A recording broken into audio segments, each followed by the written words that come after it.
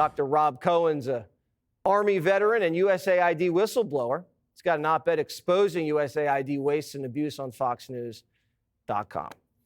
So how does this work? Is it really that much money that goes back to the people running the subcontractors?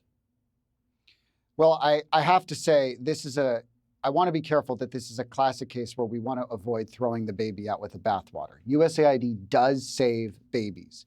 That said, it does. The studies show that up to 7 million children have been prevented from being born with HIV by giving drugs to HIV-positive mothers while they're giving childbirth, and that's a wonderful thing. That said, there is tremendous waste within the aid industrial complex. This is well known. It's been well documented. And it's probably not unique to USAID. It's probably true across the federal government, in which most contractors charge overhead that is beyond what any reasonable business would consider appropriate. And therefore, the American taxpayer does not get the return on investment that we expect. Yeah, so we want to save babies from getting AIDS in Africa. And that's still going to happen once they look at everything and get this thing streamlined. But you're a Democrat, and you raised this issue at USAID, and you were punished for that, weren't you?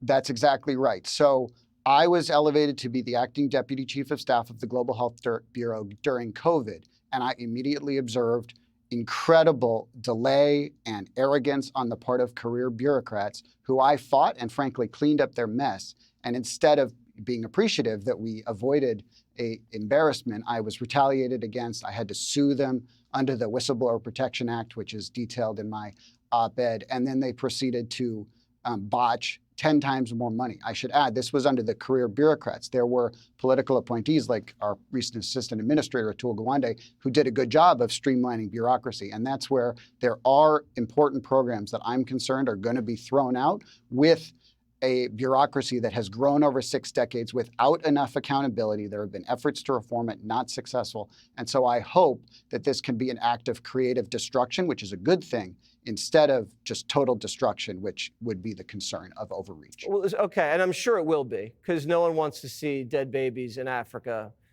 if it just costs a little bit to save them. We want to save everyone we can, but we have to save people here too. Why aren't Democrats saying, yeah, you caught us, $2 million for sex change surgeries in Guatemala, maybe not the best use of American tax dollars? Why don't they just say that? You'll have to ask them. What I would say is under Republican administrations, agencies can pivot to support those priorities, and under Democratic administrations like the last one, you would see that. I should say those are problematic examples.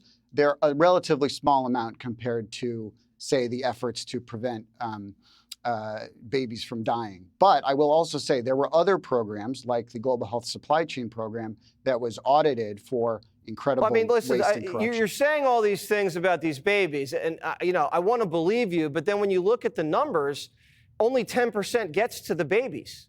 The rest of it just goes to salaries. How do you justify that? I don't, and that's where reform is needed. At USAID, it's great to start there, and I think across the federal government, there are many government contractors that are taking far more of an overhead than is appropriate, and it is, everybody knows this within foreign aid, and it needs to be reformed, and I'm glad it's being approached. All right, well, thank you very much. Have a great weekend. We'll cover USAID more, I'm sure, next week.